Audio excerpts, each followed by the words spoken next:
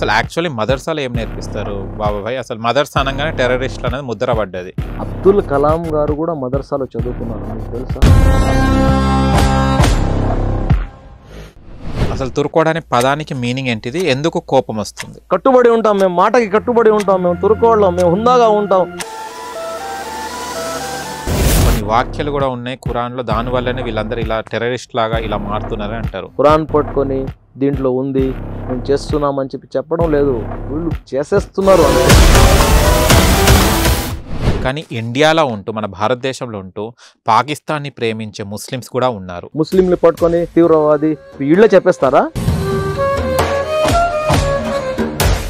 అంటే ఇక్కడనే భారతదేశంలో నీళ్లు తాగుకుంటా ఊపిరి పీల్చుకుంటా ఈ భారతదేశంలో నివసిస్తున్న వాళ్ళు కూడా పాకిస్తాన్కి జేగొట్టే ముస్లిమ్స్ కూడా ఉన్నారు.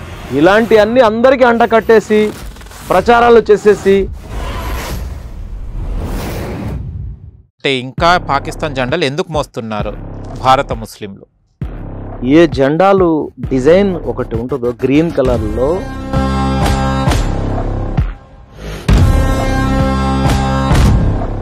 మళ్ళీ ఎందుకు ఇది దాదాపు లవ్ జిహాద్ అనేది ముస్లిమ్స్ నుంచి పుట్టుకొస్తుంది. ముస్లిం వాళ్ళే దాదాపు లవ్ జిహాద్ అని అంటుంటారు. ఈ లవ్ చేసుకునే వాళ్ళకి ప్రత్యేకంగా ఇలాంటి ఏమి ఉండవు.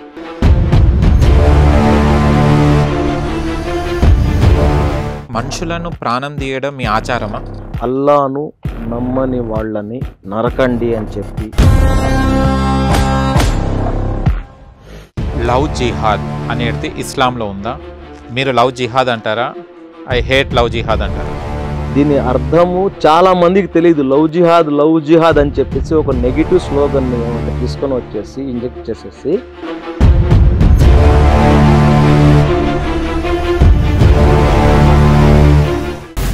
చల్లే గోమాత హత్యలను కూడా చాలా రావడం జరిగింది. ఆపేయాలని చాలా ధర్నాలు చేయడము, ఆయన దీన్ని పట్టేయడము, వెళ్తుంటే స్టాక్ని ఆపేయడము అవి జరుగుతున్నాయి.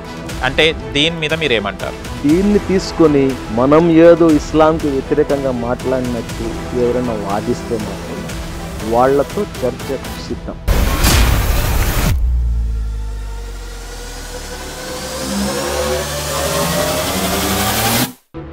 మీరు మాంసం తింటారా? గోమాంసం? ఇందులో హరాం ఏంది హలాల్ ఏంది అని ప్రవక్త ముహమ్మద్ సల్లల్లాహు అలైహి వసల్లం వారు చెప్పారు.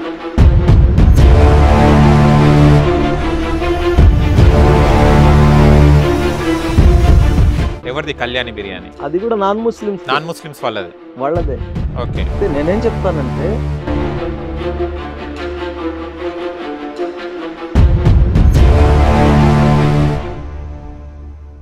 హాయ్ హలో నమస్తే, వెల్కమ్ టు 24/7 ఛానల్. అండ్ ఈరోజు మనతోని స్పెషల్ గెస్ట్ చూడండి. ఆ గెస్ట్ కాదు, షేక్ హయాత్ బాబా భాయ్ మనతోని ఉన్నారు. అతను ఏపీ సున్నీ మషాయఖ్ స్టేట్ జనరల్ సెక్రటరీగా వర్క్ చేస్తున్నారు. అండ్ ఇప్పుడు రాబోయేది బక్రీద్ పండుగ. అండ్ ఇప్పటి వరకు చాలామందికి బక్రీద్ పండుగ అనగానే చాలామందికి కోపాలు వస్తుంటాయి. ఎందుకు ముస్లిమ్స్ కాకుండా అదర్ రిలీజియన్స్ వాళ్ళకి గోమాతను హత్య చేయడం ఎక్కడి వరకు కరెక్ట్ అని చాలామంది క్వశ్చన్స్ చేస్తుంటారు. అండ్ గోమాత గురించి మాట్లాడదాం. ఇంకా చాలా రిలీజియన్స్గా నాకు చాలా డౌట్స్ ఉన్నాయి. అవి ఇప్పుడు మనం బాబాభాయిని అడిగి తెలుసుకొని ప్రయత్నిద్దాం. నమస్తే సార్. నమస్తే అండి, ఎలా ఉన్నారు? బాగున్నాను. ఓకే, వచ్చేది మన బక్రీద్.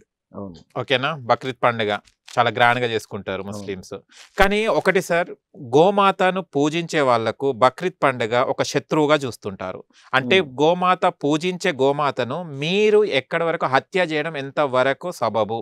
ఇది మీ ఇస్లాంలో ఉందా? గోమాతను బక్రీద్ అప్పుడు ఎందుకు బలి ఇస్తారు? ముఖ్యంగా ఇది ఇప్పుడు చాలా ముఖ్యమైన క్వశ్చన్ ఇది. అది కూడా చాలా మందికి తెలియపరచాల్సినటువంటి అవసరం మాకుంది.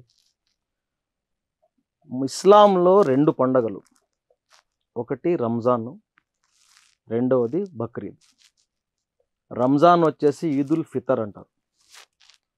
బక్రీద్ అనేది బక్రయ ఈద్. బక్రా అంటే పొట్టేలు.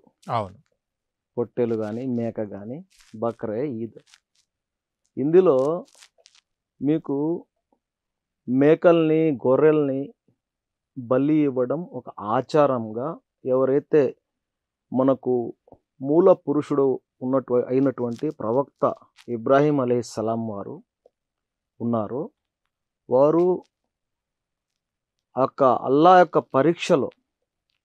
పరీక్షలో నెగ్గినప్పుడు అక్కడ తమ కుమారుడిని బలి ఇవ్వాలని చెప్పి ఒక పరీక్ష పెడితే ఆ పరీక్షలో ఆయనకు కరెక్ట్గా ఆ సమయానికి ఆ బిడ్డని తీసేసి అక్కడ ఈ గొర్రెని పెడతారన్నమాట. దాన్ని ఏమంటే ఆచారంగా పాటించాలి మనమందరము అని చెప్పేసి ప్రవక్త ముహమ్మద్ సల్లల్లాహు అలైహి వసల్లం వారు బోధించారు. కాబట్టి బక్రీద్లో గొర్రెలు మాత్రమే ఇస్తారు, అది కూడా స్తోమత కలిగిన వారు. ఓకే. ఎందుకంటే ఈదుల్ ఫితర్ అన్నాను కదా, ఈదుల్ ఫితర్ అనేది రంజాన్ పండగ. రంజాన్ పండగలో ఈదుల్ ఫితర్ అంటే ఫిత్రా అంటే ఎవరైతే పేదవాళ్ళు ఉంటారో ఆ పేదవాళ్ళు కూడా పండగ జరుపుకునే విధంగా ధనికులు వాళ్ళ ఆదాయంలో నుంచి 2.5% తీసి, అంటే వాళ్ళు అప్పులు లేకుండా ఏమి లేకుండా వాళ్ళు ఏదైతే బ్యాలెన్స్ ఉంటుందో బ్యాంక్ బ్యాలెన్స్ కానివ్వండి, నగలు కానివ్వండి, ఆస్తులు కానివ్వండి, దాంట్లో నుంచి తీసి ఈ పేదవాళ్ళకి ఇవ్వాలి అనేది దాని సారాంశము. అదేవిధంగా బక్రే ఈద్ అంటే ఏదైతే నేను చెప్పానో దాన్ని ఆ ఆచారంగా వస్తున్నటువంటి పండుగ. ఇందులో మీకు గోవుల్ని తప్పనిసరిగా కొయ్యాలి అన్నది ఇస్లాం ఎక్కడ మీకు ఆర్డర్ ఇవ్వలేదు. అయితే పెద్ద జంతువుల్ని కూడా కోసేవాళ్ళు అప్పట్లో గోవుల్నే కాదు ఒంటెల్ని కోసేవాళ్ళు, అదేవిధంగా పెద్ద జంతువుల్ని కోసేవాళ్ళు.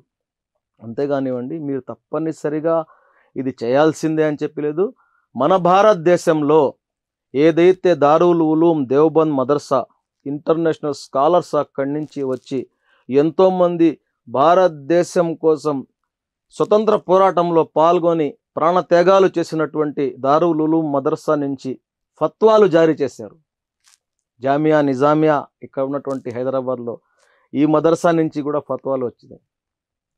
ఎందుకంటే భారతదేశంలో హిందూ సోదరులు గోమాతని పూజిస్తారు కాబట్టి మనము బక్రీద్ సందర్భంగా గోవులను మనం బలి ఇవ్వకూడదు అని చెప్పేసి ఫత్వాలు కూడా ఇచ్చి ఉన్నారు. ఇస్లాంలో మీరు తప్పనిసరిగా గోవుని కోయాలి అని చెప్పి ఎక్కడ లేదు. మీరు 5 ఆచారాలు కూడా ఉంటాయి కదా సార్? అవును. 5 ఆచారాలు కూడా లేదా? 5 ఆచారాల్లో ఎక్కడ లేదు. కల్మాలో కల్మా, హజ్, జకాత్, నమాజ్, జకాత్, సదకా ఇవి ఎక్కడ లేదనమాట. ఓకే. 5 మీకు గోవుల్ని కోయమని లేదు, పొట్టెలన్నీ కోయమని కూడా లేదు. మళ్ళీ ఆరాధించమని ఉంది, పేదవాడికి సహాయం చేయమని ఉంది, అదేవిధంగా నువ్వు విశ్వాసిగా జీవించాలని ఉంది. విశ్వాసిగా జీవించడం అంటే సన్మార్గంలో నడవడం, సత్యం వైపు నడవడం, ధర్మబద్ధంగా మెలగడం, అందరితో మానవత్వంతో ఉండడం, ఇది ఇస్లాం నేర్పిస్తుంది. మరి ఇస్లాం నేర్పిస్తుంది అంటున్నారు కదా సార్, మళ్ళీ బక్రీద్ అనగానే బక్రా అన్నారు. పొట్టేల్ని ఆ టైంలో మీరు చెప్పడం జరిగింది, ఆ పూర్వీకులు అక్కడ జరిగిన సమయంలో అది చెప్పింది. కానీ ఇప్పుడు మళ్ళీ కొయ్యడమే ఆచారం లేదన్నప్పుడు మళ్ళీ మీ ఆచారాన్ని ఎందుకు ఫాలో అవుతున్నారు? ఎవరు ఫాలో అవుతున్నారు? ఇప్పుడు ఎవరైతే ఇప్పుడు బక్రీద్ రాగానే పొట్టేలు కోస్తున్నారు, కోసేవారు గోమాతలను కోస్తున్నారు, ఇంటింటికి వెళ్ళి పంచడం జరుగుతుంది. మళ్ళీ ఈ ఆచారం ఎందుకు ఇంకా ఫాలో అవుతున్నారు? మీరు ఫత్వా కూడా వచ్చిందని అంటున్నారు, అయినా ఈ ముస్లింలు ఎందుకు వింటలేరు, ఎందుకు చేస్తున్నారు? మీకు ఏ ఫత్వాలు ఎప్పుడైతే వచ్చినాయో చాలా మీకు 99% తగ్గిపోయింది. గోమాతని చేయడము తగ్గిపోయింది. ఎక్కడో ఒక చోట కొంతమంది మూర్ఖులు ఉంటారండి, అతివాదులు అన్ని మతాల్లో ఉంటారు. ఆ అతివాదుల వల్ల సమాజం మొత్తం బద్నాం అవుతుంది. అది ముస్లింలు కానివ్వండి, హిందువులు కానివ్వండి, ఏ మతస్థులైనా కానివ్వండి, ఈ కొద్ది మందితో బద్నాం అవుతుంటారు. కానీ కొంతమంది మూర్ఖత్వం, దీన్ని కూడా నేను తీవ్రంగా ఖండిస్తున్నాను. ఎందుకంటే వాళ్ళు మనోభావాలు దెబ్బతింటున్నాయి అని చెప్పి తెలిసి కూడా చేసే కొన్ని ఉంటాయే, చాందాసవాదం, దీన్ని మాత్రం చేయకూడదు. ఈ చేసేవాళ్ళని మనం క్షమించకూడదు. ఎందుకంటే మన దేశంలో మనం ఒకే చోట పుట్టి ఒకే చోట పెరిగి సాంప్రదాయాల్ని గౌరవించుకుంటూ ఒకరిని ఒకరు మనం మర్యాదపూర్వకంగా పలుకుతూ మనం మానవత్వం చాటుతూ మతం కన్నా ముందు మానవత్వంతో మనం ముందుకెళ్తుంటాం. ఈరోజు ఒక చోట యాక్సిడెంట్ అయితే ఏ కులము ఏ మతము చూడకుండా ముందు పోయి సహాయం చేస్తాం.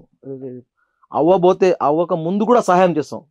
మీరే ఒకవేళ మీ కారు వెనక్కి తీస్తుంటే తగులుతా ఉండింది అనుకోండి, మీ కారు ఉండు బాబు నీ కారు తగులుతుంది. ఎందుకంటే అంత మానవత్వం ఉన్నటువంటి దేశం ఉంది. ఈ సంస్కృతిని మనం విచ్ఛిన్నం చేయడము కరెక్ట్ అయిన పద్ధతి కాదు. అది ఎవరైనా కానివ్వండి. కాబట్టి కొంతమంది ఎక్కడో ఏదో జరుగుతూ ఉన్నాయి. నేనేం చెప్తానంటే వాళ్ళని ఉద్దేశించి మొత్తం ముస్లిం సమాజాన్ని రుద్దడము ఇది కూడా కరెక్ట్ కాదు. ఎవరైతే సోకాల్డ్ ఈరోజు గోహత్య చేస్తున్నారు అని ఏదైతే చెప్తా ఉన్నారో, చెప్పి వాళ్ళు రకరకాలుగా చాలా ఘోరంగా అసలు మాట్లాడుతూ ఉన్నారు. మీడియా ముఖంగా కానివ్వండి, సోషల్ మీడియాలో కానివ్వండి. బక్రీద్ వస్తేనే గుర్తుకొస్తాయి ఇవన్నీ. ఎందుకు కావచ్చు? సాధారణ సమయంలో ఇదే గోహత్యలు చేసే అల్కబీర్ కంపెనీ వద్దకి ఒక్కడు పోయాడా? ఇదే హైదరాబాద్లో ఉంది, ముస్లింలదే అది. ఇలాంటి 4 ఉన్నాయి. ఎక్కడెక్కడ సార్? ఒక్కటి కూడా ముస్లింలకు సంబంధం లేదు. బీఫ్ ఎక్స్పోర్ట్ కంపెనీలు మీరు కావాలంటే నేను చెప్పడం కాదు, గౌరవనీయులైన గూగుల్ని అడిగి కనుక్కోండి. మీరు గూగుల్లో సెర్చ్ చేసుకోండి. నేను ఆధారాలతో చెప్పాల్సిన అవసరం లేదు, ఆధారాలు పట్టుకురావాల్సిన అవసరం లేదు. అందరూ నాన్ ముస్లిమ్స్. దాంట్లో మార్వాడీలు ఉన్నారు, అన్న మతస్థులు ఉన్నారు. బీఫ్ ఎక్స్పోర్ట్ చేస్తున్నారు. అంటే లక్షల కోట్ల ఆదాయం వాళ్లకు బద్నాం అయితే మేము అవుతున్నాం ఇక్కడ. కళ్యాణి బిర్యానీ కూడా బీఫ్ బిర్యానీ కదా? అవును. అది ఎవరిదండి? ముస్లింలదే. అంటే చాలా వరకు అదే అనుకుంటారు. కళ్యాణి బిర్యానీ అంటే ముస్లిమ్స్ వాళ్ళదనే అనుకుంటారు. ముస్లిమ్స్ కాదు. ఎవరిది కళ్యాణి బిర్యానీ? అది కూడా నాన్ ముస్లిమ్స్ వాళ్ళదే. నేనేం చెప్తానంటే ఇలాంటి వాటిల మీద కాకుండా అదే మీరు గోమాతని జాతీయ జంతువుగా ప్రకటించండి, ఒక చట్టం తీసుకురండి. వీళ్ళు చేయాల్సింది ఏమంటే ఎవరో ఎక్కడో తీసుకొని పోతా ఉంటే పేదవాళ్ళు అదే ప్రొఫెషన్తో ఉండేవాళ్ళు తీసుకొని పోతా ఉంటారు. వాళ్ళని పట్టుకొని మాబ్ బ్లీచింగ్ చేయడము, వాళ్ళని ఇష్టానుసారంగా రోడ్ల మీద కొట్టడము, బట్టలిప్పి చంపేయడము, ఘోరాతి ఘోరాలు చేయడము. గొర్రె మాంసం, పొట్టెల మాంసం తీసుకొని పోతా ఉంటే ట్రైన్లో ఒక అతన్ని ఇదే ఆవు మాంసం అని చెప్పి దారుణంగా చంపేశారు. ఇలాంటి కాదు చేయాల్సింది. మీరందరూ ఏకమయ్యేసి బీఫ్ ఎక్స్పోర్ట్ కంపెనీ వద్ద ధర్నా చేయండి. అదే ప్రభుత్వం మీద ఒత్తిడి తీసుకొని వచ్చేసి ఒక చట్టం తీసుకుని రండి. ఆ చట్టాన్ని ఎవరన్నా చేతుల్లోకి తీసుకుంటే కఠినమైన శిక్ష ఉండాలి. ఆ శిక్ష పెట్టండి. ఏదైతే ఇప్పుడు మనిషిని చంపితే 302 ఏదైతే ఎప్పుడు అలాంటి సెక్షన్ ఒకటి పెట్టండి. ఎందుకంటే ఎక్కువ కోట్ల మంది పూజిస్తున్నారు. ఇస్లాంలో కూడా తప్పనిసరిగా గోమాంసం తినమని ఎక్కడ లేదు. మహాప్రవక్త ముహమ్మద్ సల్లల్లాహు అలైహి వసల్లం వారు ఏదైతే గోవుని ఉద్దేశించి, అంటే ఈ మాంసము ఏదైతే ఉంటుందో దాన్ని ఉద్దేశించి మాట్లాడేటప్పుడు ఆయన్ని అడిగితే పాలల్లో రోగ నివారణ శక్తి ఉంది, నెయ్యిలో ఔషధం ఉంది, మాంసంలో రోగం ఉంది అన్నారు. दूध में शिफा, घी में दवा, गोश्त में बीमारी అని చెప్పి ఉపదేశించారు. కాబట్టి తింటా ఉంటే తినవద్దు అని కూడా చెప్పలేదు. ఆ కాలంలో ఉన్నటువంటి పరిస్థితులు, అరబ్బు ప్రాంతం ఏదైతే ఉండిందో మాలాగా ఆకుకూరలు కూరగాయలు పండించుకునే ప్రాంతం కాదు, ఎడారి ప్రాంతము. అక్కడ వాళ్ళు ఎక్కువ తినేది ఖర్జూరపు తినేవాళ్ళు, మేక పాలు తాగేవాళ్ళు. ఇది వాళ్ళ ఫుడ్ డైట్. అంటే ప్రతిరోజు కోసుకొని తినమని చెప్పి ఎక్కడ లేదు, తినేవాళ్ళు కూడా కాదు. అక్కడ ఉన్నటువంటి పరిస్థితులు ఏమంటే కొన్నిసార్లు ఏమి దొరకకపోతే ఇవి చేసేవాళ్ళు. ఒకానొక సందర్భంలో 3 రోజులు భోజనం లేక ఒక ప్రయాణంలో అప్పుడు కనిపిస్తే ఇది తినవచ్చా అని చెప్పి అడిగినప్పుడు మీరు తినండి అన్నారు. మీరు తినండి అన్నారు. మీరు తినేదాకా మేము తినము అంటే కంపెనీ ఇచ్చారు, తినలా ఆయన. ఓకే. ఇవన్నీ చెప్తే కొంచెం ఇబ్బంది పడతారు, మన వాళ్ళు కూడా ఇబ్బంది పడతారు. అయినా ఏమంటే మనం ఇప్పుడు ఉండే పరిస్థితుల్లో మనం మూర్ఖత్వంగా పోకుండా, నేను తింటాను ఏం చేస్తావు అనే విధంగా కాకుండా నువ్వు ఈ విధంగా చేస్తే ఎవరో ఒకరు మా ముస్లిం సోదరుడే అక్కడ బలి అవుతా ఉన్నాడు. ఎందుకు ఈ కోపం అక్కడ చూపిస్తున్నారు? వాడికి ఏం తెలియదు కూడా. నువ్వు ఎక్కడో కూర్చొని నేను తింటాను, నాకేం చేస్తారో చేసుకోండి అని చెప్పి మూర్ఖత్వంగా వాదిస్తే దానివల్ల ఏమవుతుంది? ఇస్లాంలో ఏమంటే నీ ఏదైతే మనిషిని పరిపూర్ణంగా మానవత్వంతో జీవించే విధానం నేర్పించేదే ఇస్లాం. కంటెంట్ అదే అన్నమాట.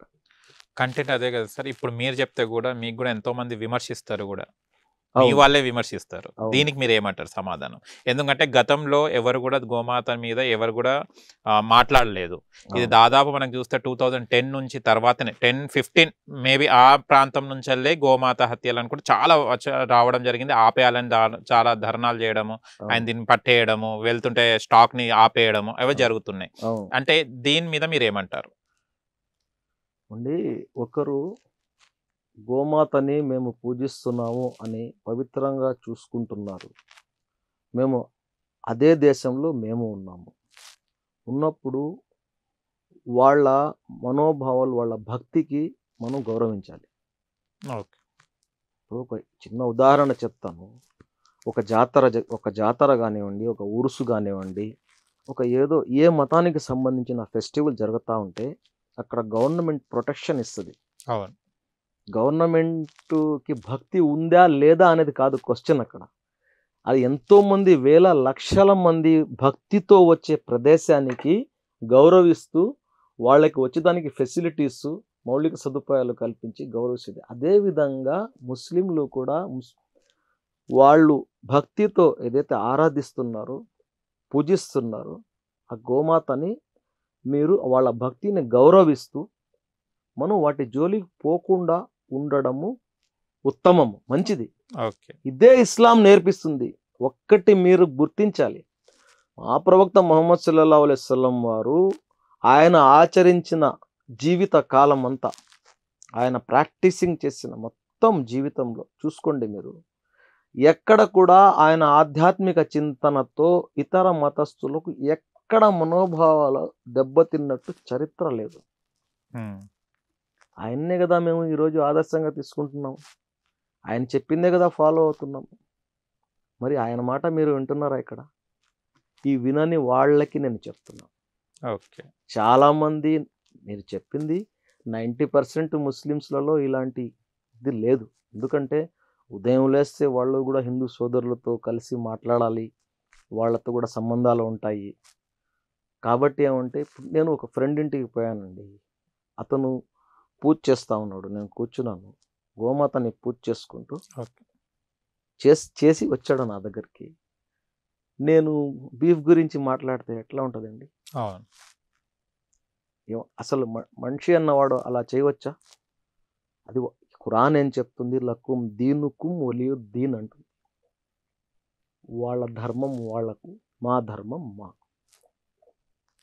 కాబట్టి వాళ్ళ ధర్మాన్ని గౌరవించండి అని చెప్పి కూడా మహాప్రవక్త ముహమ్మద్ సల్లల్లాహు అలైహి వసల్లం వారు స్పష్టంగా చెప్పారు. దీన్ని తీసుకొని మనం ఏదో ఇస్లాంకి వ్యతిరేకంగా మాట్లాడినట్టు ఎవరైనా వాదిస్తే మాత్రం వాళ్లతో చర్చకు సిద్ధం. ఎక్కడికైనా, ఎప్పుడైనా, ఎంతసేపు అయినా, ఎన్ని రోజులైనా, ఆఫ్ ది రికార్డ్ కానివ్వండి, ఆన్ ది రికార్డ్ కానివ్వండి, స్టేజ్ మీద కానివ్వండి, పబ్లిక్లో కానివ్వండి, ఎక్కడికైనా సిద్ధం. ఓకే. మళ్ళీ ఇదే ఈ ఇంటర్వ్యూ చూసిన తర్వాత ఎంతమంది మళ్ళీ అడుగుతారో మళ్ళీ దానికి సమాధానం చెప్పడానికి రెడీగా ఉండండి. అవగాహన లేని వాళ్ళు, దాసి పెట్టిన వాళ్ళు అడగొచ్చు. ఓకే. ఎవరికైతే పూర్తి అవగాహన ఉందో, పూర్తిగా తెలిసిన వాళ్ళు ఉన్నారో వాళ్ళు అడగరు. ఇందాక నేను చెప్పాను కదా, పాలల్లో నివారణ, నెయ్యిలో ఔషధం, మాంసంలో విషయం, రోగం. నేను నేను మొట్టమొదటిసారి చెప్పిన వ్యక్తి అయితే కాదు. ఓకే. ఇంటర్నేషనల్ స్కాలర్స్ చాలా మంది చెప్పినారు. మ్మ్. అయితే మన తెలుగులో చెప్పలేదు. ఓకే. వాళ్ళు ఉర్దూలో చెప్పారు, ఓకే. వాళ్ళు అరబిక్లో చెప్పారు. ఆ విధంగా ఏమంటే చెప్పి ఉన్న మాటలనే నేను రిపీట్ చేస్తున్నాను. కాబట్టి ఇది కొత్తగా అనిపించి కొంతమంది అవగాహన లేని వాళ్ళు, తెలియని వాళ్ళు మాట్లాడవచ్చేమో. ఛాందాసవాదం పెరిగిన వాళ్ళకైతే ఖచ్చితంగా సమాధానం ఇచ్చేదానికి నేనైతే రెడీగా ఉన్నాను. మత గురువులు కానివ్వండి, ఎవరైనా కానివ్వండి. ఓకే. ఇంకొకటి బాబాయ్, అది ఏమంటారు, కొంతమంది ముస్లిమ్స్ ఇళ్లలో నీళ్లు తాగడానికి కూడా వేరే, అంటే వీళ్ళు ఈ కూర తింటారా అని భోజనం చేయని వాళ్ళు కూడా ఉన్నారు కొన్ని కొన్ని ప్రాంతాలలో. మీకు తెలుసా? తెలుసు. ఆవు మాంసం తింటారా వీళ్ళ ఇంట్లో, అమ్మో ఏం వండుకున్నారు, దీనికి దాకిందో, ప్లేట్లకు దాకిందో, గిన్నెలకని తినరు. ఎందుకంటే అది వాళ్ళ వాళ్ళ భక్తి, గోమాత మీద ఉండే వాళ్ళ గౌరవము, దానికి వాళ్ళు ఆ విధంగా అనుకుంటారు. అయితే గోమాతని పక్కన పెట్టేస్తే మాంసం తినేవాళ్ళు కూడా ముస్లింలు ప్రతిరోజు తినేవాళ్ళు 100కి 10 మందో 15 మందో ఉంటారండి. ప్రతిరోజు మీరు తింటారా? ప్రతిరోజు ఎవరైనా ప్రతిరోజు మాంసం తింటారా? ఎవరు తినరు. నీకు ప్రతిరోజు తినమని చెప్పి కూడా లేదు కదా, స్తోమత కూడా లేదు కదా. అసలు ఎక్కువ మంది ముస్లిమ్స్లు ఎందుకు తింటారంటే తక్కువ రేటుకి అమ్ముతున్నారని చెప్పి తింటారని చెప్పి నేను అనుకుంటున్నాను. ఓకే. ఎందుకంటే ప్రోటీన్స్ కావాలా, కష్టపడేవాడు కదా. బిలో పావర్టీ లైన్ కింద ఎంతమంది మా వాళ్ళు అదే కదా పనిచేసేది. ఉదయం లేస్తే ఆటో రిక్షాలు, మెకానిక్లు. ఎక్కువ అయినా కూడా 100కి 10 నుంచి 15% మాత్రమే తింటారు. రోజు తినరు. వాళ్ళు కూడా రోజు తినరు. ఇక్కడ మీరు గుర్తించాల్సినటువంటి అవసరం ఉంది. వాళ్ళు కూడా వారానికి ఒకసారో, ఇప్పుడు కొంతమంది అస్సలు తినరు. ఇప్పుడు నేనైతే పొట్టేల మాంసమే వారానికి ఒకసారి కూడా తినండి నేను. మీరు మాంసం తింటారా? గోమాంసం? గోమాంసం ఏంది, మామూలు మాంసమే సరిగా తినండి నేను. గోమాంసం జలిగి అస్సలు. ఎందుకంటే మా సూఫీ గురువులు ఎక్కువ శాతము అసలు నాన్ వెజ్ తినరు. ఓకే. అంటే ఆ ప్యాటర్న్లో మేము వచ్చాము కాబట్టి నేనైతే పెద్ద సూఫీ గురువునైతే కాదు. మా గురువులు వాళ్ళేమంటే నాన్ వెజ్కే ఎక్కువ ప్రాధాన్యత ఇవ్వరు. అసలు ఒక విషయం చెప్పేది మీకు చాలా మందికి తెలియని విషయం. రాజస్థాన్లో ఉన్నటువంటి ఖ్వాజా మొయినుద్దీన్ చిష్టి రహమతుల్లా అలై దర్గా ఏదైతే ప్రపంచ ప్రఖ్యాతిగాంచిన ధార్మిక క్షేత్రము, సూఫీ గురువు ఖ్వాజా మొయినుద్దీన్ చిష్టి, అజ్మీరీ గరీబ్ నవాజ్ అంటారు. ఆయన ఉన్నప్పుడు, అంటే ఆయన సజీవంగా ఉన్నప్పుడు అందరూ ఆయన వద్దకు వచ్చి కూర్చొని ఆయన బోధనలు, కీర్తనలు చేసేవాడు. ఆధ్యాత్మిక కీర్తనలు. ఈ సూఫీ గురువులది ఎట్లుంటదంటే మతము, కులము ఉండదు. ఓకే. వాళ్ళ శిష్యులలో చాలా మంది అన్య మతస్థులు ఉంటారు, ముస్లిమ్స్ ఉంటారు. వాళ్ళది ఒక వే, అంటే మనము ఆ సృష్టికర్తని ఆరాధించాలి. ఈ విభేదాలు, ఈ కులాలు, మతాలు అన్నీ వాళ్ళు ఏమంటే ఈ లిమిట్స్ని క్రాస్ చేసి వాళ్ళది ఒక సపరేట్ ప్యాటర్న్ అన్నమాట. ఓకే. అలాంటప్పుడు ఇది ఎందుకు చెప్తున్నానంటే ఆయన దర్బార్ ఏదైతే ఉంటుందో అందరూ వచ్చి కూర్చుంటారు. అంటే ఒక సందర్భము, అందరూ కూర్చోవాలి, విందు ఏర్పాటు చేస్తారు. విందు ఏర్పాటు అవ్వగానే అందరూ లేచి వెళ్ళిపోతారు. దాదాపు 80% హిందూ సోదరులు, అంటే చాలా ఖాళీ అయిపోద్ది ప్రాంగణం. ఏందిరా అందరూ వెళ్ళిపోయారని చెప్పి పిలిచి అడిగితే వీళ్ళందరూ వెజిటేరియన్ ప్యూరు, నాన్ వెజ్ వాళ్ళు కూర్చున్నారు. నాన్ వెజ్ ఎప్పుడైతే తెచ్చి పెట్టారో వీళ్ళు వెళ్ళిపోయారు ఇక్కడి నుంచి అని చెప్పి చెప్పంగానే ఆ రోజు నుంచి ఆయన జీవించే జీవితకాలం మొత్తం నాన్ వెజ్ తినలేదు. తెలుసా మీకు? అదే. ఇలాంటి గురువుల బోధనలు, ఇలాంటి వాళ్ళ జీవితాలు ఆదర్శంగా తీసుకొని మనం ఈరోజు జీవిస్తూ ఛాందాసవాదాన్ని ప్రదర్శించడం అనేది ఇది శైతాన్ యొక్క ఆదేశం పాటించేటట్టుగానే ఉంటుంది. ఎందుకంటే ఈరోజు 200 కోట్ల మంది ఫాలో అవుతున్న ఏదైతే రిలీజియన్ ఇస్లాం 1400 సంవత్సరాల నుంచి నేటికి 200 కోట్ల మంది దీన్ని ఫాలో అవుతున్నారంటే నెగిటివిటీతో ముందుకు పోతే ఎలా ఫాలో అవుతారు? ఇందులో ఏదో ఉంది, మనిషికి ఉపయోగపడేది, మానవుడికి ఉపయోగపడేది. ఇస్లాం అంటే ప్రశాంతత, ఇస్లాం అంటే పీస్, ఇస్లాం అంటే మనిషి నెగిటివ్ల నుంచి పాజిటివ్లోకి వచ్చే ఒక జీవన విధానం. దీన్ని దుర్వినియోగం చేస్తున్నారు కొంతమంది. ఖురాన్ని చూపించి ఇందులో ఆయతులు చెప్తున్నాయి అని చెప్పి, అభ్యంతరకరము అని చెప్పి ఈ విధంగా చేస్తున్నారు. ఓకే, అంటే మొహమ్మటికి అది మాత్రం మీరు ఓవరాల్గా ఏం చెప్తారంటే ఎక్కడ కూడా గోమాంసం కానీ అసలు మాంసం తినేదే లేదు అని చెప్తున్నారు. ఇప్పుడు ఆచారాల ప్రకారం వాళ్ళు ఏదేదో సంథింగ్ తినే వాళ్ళు తింటున్నారు, తినని వాళ్ళు నిషేధం అయితే లేదు, తినమని ఉంది. అదే తినమని ఉంది. ఖచ్చితంగా మీరు మాంసమే తినాలి, కోళ్లే తినాలి అని చెప్పి లేదు. ఇవన్నీ మీకోసం మేము సృష్టించాము అంటున్నాడు అల్లా. అది మీ ఇష్ట ప్రకారం ఇక వెళ్ళండి, మీరు తినండి, తినకపోండి, మీకోసం అన్నాడు. ఓకే, ఇందులో హరాం ఏంది, హలాల్ ఏంది అని ప్రవక్త ముహమ్మద్ సల్లల్లాహు అలైహి వసల్లం వారు చెప్పారు. హరాం హలాల్ ఎవరి కోసం చెప్పారు? నీ కోసం చెప్పారు, మానవుల కోసం చెప్పారు. ఇందులో నీకు నష్టం ఉంది, ఇందులో నీకు లాభం ఉంది. లాభం ఏంది? ఆయనకి ఏమన్నా వస్తుందా? ప్రవక్త వారికి, అల్లాకి ఏమన్నా లాభమా? మీరు ఇచ్చే మాంసం కానీ రక్తం కానీ అల్లాకి చేరుతుందా? లేదు. భక్తి పారాయణత మాత్రం చేరుతుంది. మీ భక్తిని చూస్తున్నారు, మీ ఉద్దేశాన్ని చూస్తున్నాడు. ఉద్దేశమే ఇక్కడ సారాంశం. మీరు ఏ ఉద్దేశంతో ఇస్తున్నారు, మీరు ఏ ఉద్దేశంతో నమాజ్ చేస్తున్నారు, మీరు ఏ ఉద్దేశంతో జకాత్ చేస్తున్నారు, దానం చేస్తున్నారు, ఏ ఉద్దేశంతో మీరు ఇతరులతో మీరు బిహేవ్ చేస్తున్నారు. ఓకే, అది దీన్ని దుర్వినియోగం చేసేవాళ్ళు ఉన్నారు. అయితే వాళ్ళు చేసే ఈ యొక్క దుర్మార్గాలకి, పాపాలకి సమాజం మొత్తానికి బద్నాం చేయడం సమంజసం కాదు. అగ్గిపెట్టి తయారు చేస్తుంది ఒక కంపెనీ, హోమ్ లైట్స్ అని. దేనికి తయారు చేస్తుంది? వంట చేసుకునేదానికి, దీపాలు వెలిగించుకునేదానికి, మంచి పనులకి, మనిషికి పనికొచ్చే పనుల కోసం తయారు చేస్తుంది.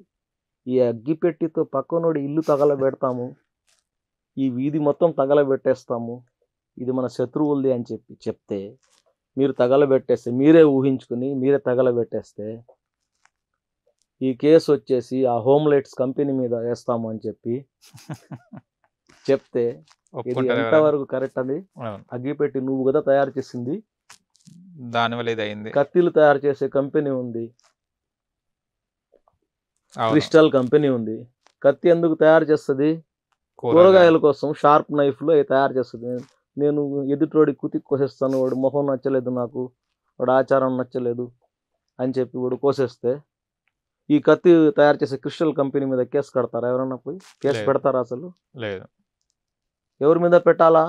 ఎవరైతే దుర్మార్గం చేశాడో, ఎవరైతే దుర్వినియోగం చేశాడో వాడిని తీసుకొని పోయి శిక్షించాలి. ఆ శిక్షకి మేము ముందు ఉంటాం. మీరు కూడా సహకరిస్తారు. మా సామాజిక వర్గం చెప్తున్నారు కదా, ముస్లిం పేరు పెట్టుకొని ఎవరన్నా ఏ దుర్మార్గం చేసినా అందరికన్నా ముందు ఉండి ఖండించేది ముస్లిమే. మా నెల్లూరులో ఏ సమస్య, హిందువులకు ఏమన్నా మనోభావాలు దెబ్బతిన్నా, మన ముత్యాలమ్మ గుడి ఇక్కడ ఏదైతే విగ్రహం ఎవడో ఒక దుర్మార్గుడు పగలు కొడితే ముందు మా నెల్లూరులో సమీర్ హుస్సేని అని చెప్పి మా ఒక ఆయన ఉన్నాడు, మైనార్టీ లీడరు, అన్నిటి మీద పోరాటం చేస్తూ ఉంటారు. ముస్లిం సమాజం మీద కూడా ఏమన్నా జరిగినప్పుడు మొట్టమొదటి ఆయనే మసీద్ వద్ద జుమా రోజు అందరినీ కూడబెట్టుకొని తీవ్రంగా ఖండించి వాడిని శిక్షించాలని చెప్పింది. ఇలాంటివన్నీ చెప్పరు. ఎక్కడో ఏదైనా నోరు జారి జుమ్లా కానీ జారిందనుకోండి, మొన్న ఏదో ఒక వీడియో పెట్టాడు ఆయన, పెట్టిన తర్వాత దాన్ని కట్ చేసేసి వైరల్ చేసేసి ఇష్టానుసారంగా దానికి ఆయనకి బద్నాం చేసేసారు. మంచి పనులు వైరల్ చేయరు. జుమ్లా అంటే ఏంది? నరేంద్ర మోడీ గారు 15 లక్షలు మీకు అకౌంట్లో పడతాయని చెప్పారు. ఇంటర్వ్యూలో మన అమిత్ షా గారు ఏం చెప్పారు? అది జుమ్లా అది అన్నారు. జుమ్లా అంటే ఫ్లోలో వచ్చే పదం. అలాంటి పదాలని కట్ చేసేసి ఈ ముస్లిం దుర్మార్గుడు, ఈయన మీద కేసు పెట్టాలి, ఈయన జైల్లో వేయాలి అని చెప్పి చాలా మంది బద్నాం చేస్తారు. ఇది కరెక్ట్ కాదు. ఎందుకంటే అందరం కలిసి ఉంటున్నాం కాబట్టి అందరం కలిసి ఉండే విధంగానే మనం ముందుకు నడవాలి. ఒకరిని ఇబ్బంది పెడితే నువ్వేం సుఖ సంతోషంగా ఉండవు. మీరు మీ పక్కనీళ్ళు మీరు మీ పక్క ఉండే వాళ్ళకి ఇబ్బంది పెడితే ఆ నెగిటివిటీ మీకు కూడా ఉంటుంది. ఆ మనశ్శాంతి లేకుండా పోద్ది మీకు కూడా. బాబాభాయ్ ఇవన్నీ బాగానే చెప్తున్నారు. లవ్ జిహాద్ అనేది ఇస్లాంలో ఉందా? మీరు లవ్ జిహాద్ అంటారా? ఐ హేట్ లవ్ జిహాద్ అంటారా? అసలు లవ్ జిహాద్ అనే పదమే లేదు ఇస్లాంలో. మళ్ళీ వింటున్నాం కదా లవ్ జిహాద్. అదే తయారు చేశారు. ఓకే. లవ్ అనేది ఇంగ్లీష్, జిహాద్ అనేది అరబ్బీ. ఈ రెండింటిని జోడించి ఒక కాంబినేషన్ లాగా, అంటే దీని అర్థము చాలా మందికి తెలియదు. లవ్ జిహాద్ అని చెప్పేసి ఒక నెగిటివ్ స్లోగన్ని ఏమంటే తీసుకొని వచ్చేసి ఇంజెక్ట్ చేసేసి దాని ద్వారా ముస్లింలు అందరినీ బద్నాం చేస్తున్నారు. ముస్లింలు లవ్ జిహాద్ చేస్తున్నారు, లవ్ జిహాద్కి ఎవరో నడిపిస్తున్నారు, లవ్ జిహాద్కి ముస్లిం పెద్దలు కూడా ప్రోత్సహిస్తున్నారు అనే విధంగా తీసుకొని వచ్చారు. కానీ ఇది అయితే అస్సలు ఇది ఇలాంటి లవ్ జిహాద్ అనేది ఒక పదము లేదు. అది చేయమని చెప్పి ఎవరు కూడా చెప్పలేదు. ఇస్లాం కూడా ఎక్కడ దీన్ని చెప్పడం లేదు. అయితే లవ్ అంటే ప్రేమ ఈరోజు ఎవరినైనా ప్రేమించుకోవచ్చు, అంతే కదా. అవును. జిహాద్ అనే పదము ఎక్కడ వచ్చిందంటే ఎప్పుడైతే విచ్చలవిడిగా దుర్మార్గాలు చేస్తూ హింసిస్తూ బాధలు పెడుతూ ముస్లింల మీద వాళ్ళకి ఊరి నుంచి వెలివేసేసి వాళ్ళ మీద అన్యాయం చేస్తుంటే వాళ్ళని ఈ అన్యాయాన్ని సహించవద్దు, ఈ హింసను సహించవద్దు, దీన్ని మీరు ప్రశ్నించండి, ప్రతిఘటించండి, తిరగబడండి, పోరాటం చేయండి. దీని పేరే జిహాద్. ఏదైతే అధర్మం పట్ల ధర్మంగా పోరాటం చేసేదాన్నే జిహాద్ అంటారు. పహల్గాంలో దుర్మార్గులు చేసినటువంటి దుర్మార్గాన్ని మనం ధీటుగా జవాబిచ్చిన ఆపరేషన్ సింధూర్ పేరే జిహాద్. ఓకే. మనం అపాయంగా ఉన్నప్పుడు దాన్ని కాపాడుకోవడాన్ని జిహాద్ అంటారు. ఎంత చక్కగా మనం చేసాము.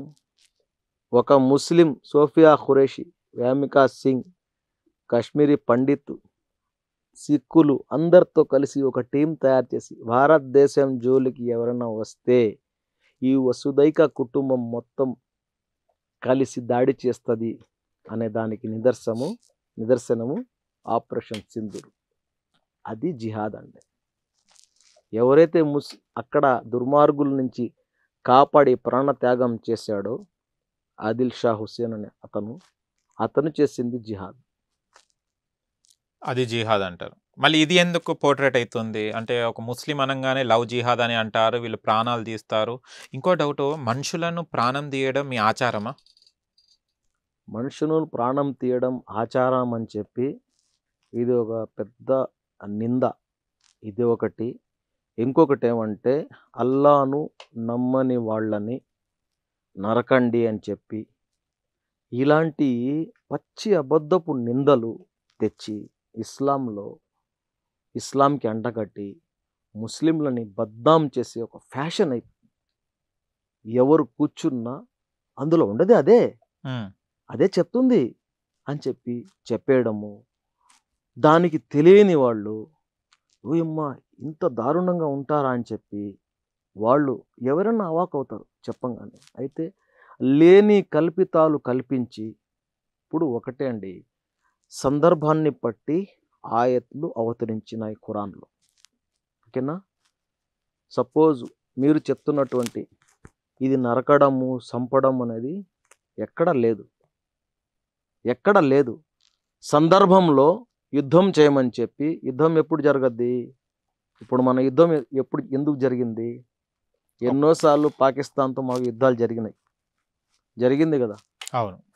ఆ సందర్భంలోనే మీకు ఆదేశాలు ఇస్తుంది మిలిటరీ ప్రభుత్వం. దేనికి? మీరు యుద్ధం చేయండి అని చెప్పేసి యుద్ధం చేస్తారు. అట్లా అని చెప్పి కంటిన్యూ అదే పట్టుకుని ఎలాడుతూ ఉంటాం మేము. లేదు. ఆ సందర్భంలో జరిగినటువంటి ఆ ఆయత్ దిగిందనమాట. అప్పుడు మీరు మీ మీద ఇంత దాడి జరుగుతుంది, మీ మీద ఇంత అన్యాయం జరుగుతుంది, వాళ్ళ పిల్లల్ని చంపేస్తున్నారు, వాళ్ళ భార్యల్ని చంపేస్తున్నారు, దారుణంగా చంపేస్తున్నారు. అప్పుడు దిగినటువంటి ఆయత్ని ఈరోజు ఏమంటే వీళ్ళు దాన్ని కట్ చేసి మడిచి దానికి ఒక రూపం, భయంకరమైన రూపంతో వాళ్ళు దాని గురించి మాట్లాడుతూ ఉన్నారు. మనుషుల్ని చంపమని చెప్పి మనిషి జీవితం ఎలా జీవించాలి అనేది ఇస్లాం. మనుషుల్ని చంపమని కానివ్వండి, మనుషుల్ని ఇబ్బంది పెట్టడం అని కానివ్వండి ఎక్కడ లేదు. స్వయంకృత అపరాధం కూడా మహాపాపం అంటుంది. నీ మీద నువ్వు చేసుకునే ఏదైతే ఉంటుందో అది కూడా నీ శరీరానికి నువ్వు నష్టం కలిగించే అలవాటు కూడా పాపం అంటుంది ఇస్లాం. ఇక్కడ ఒకరిని చంపితే సమస్త మానవాళికి చంపినట్టు అని చెప్తుంది. ఎవడైనా తలకాయ ఉన్నవాడు ముహమ్మద్ ప్రవక్త ముహమ్మద్ సల్లల్లాహు అలైహి వసల్లం వారి అడుగు జాడల్లో నడవాలనుకునేవాడు ఇలాంటి పాపాలు ఎవడైనా చేస్తాడా? మళ్ళీ ఎందుకు ఇది దాదాపు లవ్ జిహాద్ అనేది ముస్లిమ్స్ నుంచి పుట్టుకొస్తుంది. ముస్లిం వాళ్ళే దాదాపు లవ్ జిహాద్ అని అంటుంటారు. మనం చాలా వరకు చూస్తున్నాం. మనం ఈ లవ్ జిహాద్ అనేది ఇప్పటిదాకా మీరు అన్న జిహాద్ అంటే మనకేమైనా అపాయం ఉంటే దాన్ని మనం రక్షించుకోవడానికి జిహాద్ అని అంటున్నారు మన మీద. కానీ వీళ్ళు ఎందుకు దాన్ని ముస్లిమ్స్ అంటే వేరే దాళ్ళు కాకుండా ముస్లిమ్స్ వాళ్ళే ఉంటారు లవ్ జిహాద్ అనుమని కూడా చాలా మందిని ఫోర్స్ చేసిన సందర్భాలు ఉన్నాయి. దీని మీద మీరేమంటారు? లవ్ జిహాద్ అనేది కాదు.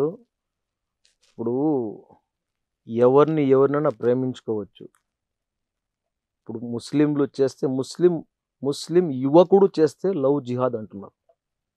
అంటే యువకుడికి ఏంటి సంబంధం? అదే ముస్లిం అమ్మాయి హిందూ అబ్బాయిని ప్రేమిస్తే ఏమంటున్నారు? సైలెంట్ అయిపోతున్నారు.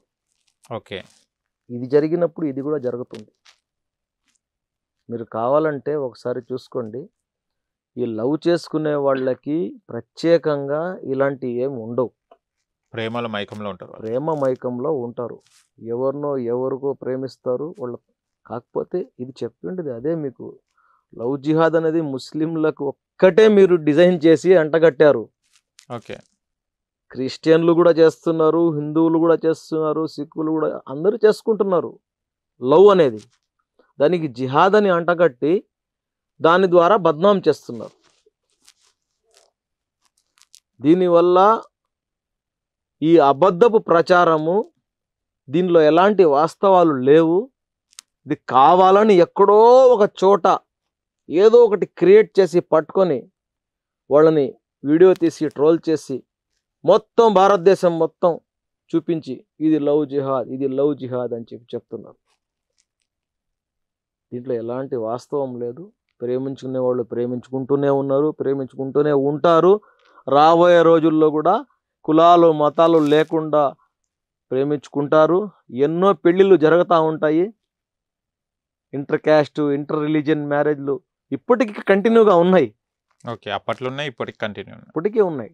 ఓకే, దీని మీద మేము ఒంటెద్దు పోకడం అనేది సరైన పద్ధతి కాదు.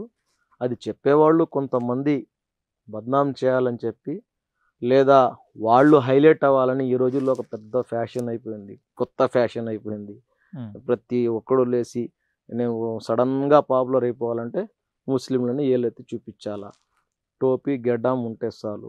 ఇంత ఘోరంగా ఈరోజు మాట్లాడుతూ ఉన్నారు. అవగాహన లేని వాళ్ళు కూడా, కనీసం జ్ఞానం లేని వాళ్ళు కూడా ముస్లిం కనిపిస్తే చాలు, ముస్లిం గురించి ఏమన్నా మంచిది వచ్చినా, అన్నదానం చేస్తున్నా అందులో ఏదో కలిపేసి చేస్తున్నాడు, ఉమ్మేసి చేస్తున్నాడు అని చెప్పి బద్నాం చేసే. అంటే దాదాపు 20-30 ఏళ్ల నుంచి అన్నదానం చేస్తుంటే ఇప్పుడు వాడిని బద్నాం చేస్తున్నారు. ఎంత పాపం అండి, ఎంత ఘోరం అండి. అది ఒక సమాజ సేవ చేస్తున్నాడు. కేవలం అతని టోపీ అతని గెడ్డం ఉంది కాబట్టే అతనికి నెగిటివ్గా చూస్తూ ఉన్నారు ఈరోజు. ఇది ఎంతవరకు కరెక్ట్? ఈరోజు బద్నాం అవుతా ఉన్నాం. ముస్లిం సమాజం ఒకటే బద్నాం అవుతా ఉంది. లేనిదే సృష్టించి చెప్తున్నారంటారా మీరు? 100% లేనిది సృష్టించి మార్ఫింగ్ చేసి రకరకాలుగా ఎన్ని విధాలుగా వీళ్ళకి బద్నాం చేయాలో అన్ని విధాలుగా చేయాలనే చూస్తున్నారు. కొంతమంది చూస్తున్నారు. అందరు చూస్తే ఒక్క నిమిషం బతకలేడు హిందుస్థాన్లో ముసల్మాన్, గుర్తుపెట్టుకోండి. అందరూ ఎవరైతే కొంతమంది విచ్ఛిన్నం చేసే ప్రయత్నం చేస్తున్నారు వాళ్ళు మాత్రమే చేస్తున్నారు. ఐటీ వింగ్ కానివ్వండి, సోషల్ మీడియాలో కానివ్వండి, బయట కానివ్వండి. మిగతా వాళ్ళలో ఇలాంటిది లేదు. చాలా మంచి, అసలు హిందూ సమాజంలో చాలా మంది సామాన్యులు ఎవరైతే ఉన్నారో వాళ్ళు అసలు ఇలాంటి వాటిని ఎప్పుడు పట్టించుకోరు. మనిషిని మనిషిగా చూస్తారు, మానవత్వంతో ఉంటారు, గౌరవిస్తారు. ముస్లింలు అంటే చాలా గౌరవం వాళ్ళకి. వీళ్ళు వాళ్ళని ఏదో అబద్ధాలు చెప్పి వాళ్ళని మార్చేసి వాళ్ళని శత్రువులుగా చేసి వాళ్ళ చేత ఏదో చేపించాలనే ఉద్దేశంతో చేస్తూ ఉన్నారు. ఇది ముమ్మాటికి జరగదు. ఎందుకంటే భారతదేశము భిన్నత్వంలో ఏకత్వము, ప్రపంచంలో ఈ భారతదేశానికి ఉండే ఐకమత్యం, అదే శక్తి. భారతదేశం యొక్క శక్తి అదే, అందము అదే, మన గర్వము అదే, గౌరవము అదే. ఇంకో విషయం బాబాభాయ్ నాకు అర్థం కాదు ఏంటంటే, పాకిస్తాన్ జెండాలు మన భారతదేశంలో మోస్తున్నారు. ఆయన కొన్ని స్ట్రీట్లలో కొన్ని మీ పండుగలు వచ్చినప్పుడు స్ట్రీట్లలో కట్టడం జరుగుతుంటుంది పాకిస్తాన్ జెండాలు. దేనికి అంటే ఇంకా పాకిస్తాన్ జెండాలు ఎందుకు మోస్తున్నారు భారత ముస్లింలు? ఇక్కడ చాలా చాలా మంచి ప్రశ్న ఇది. ఇప్పుడు అసలు ఇలాంటివి తెలియపరచాల, మనం అందరికీ తెలియపరచాల. ఎందుకంటే ఏ జెండాలు డిజైన్ ఒకటి ఉంటుందో గ్రీన్ కలర్లో స్టార్ ఉంటుంది, అదేవిధంగా చంద్రవంక ఉంటుంది, క్రెసెంట్ ఉంటుంది.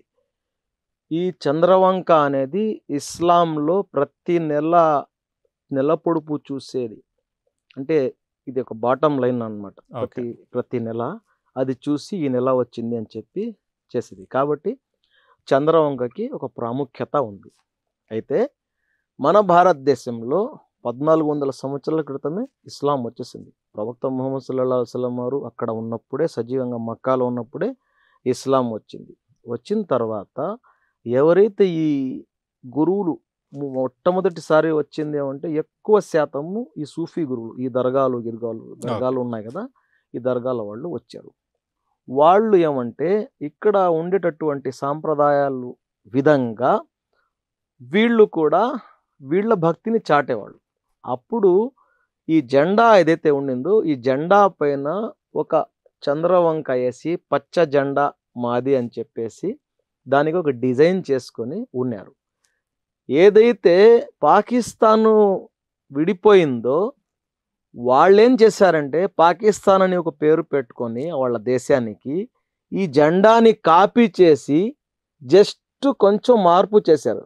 వైట్ని తగిలిచ్చారు, స్టార్ కొంచెము దగ్గర పెట్టుకున్నారు, సిమిలర్గా కనిపిస్తాయి.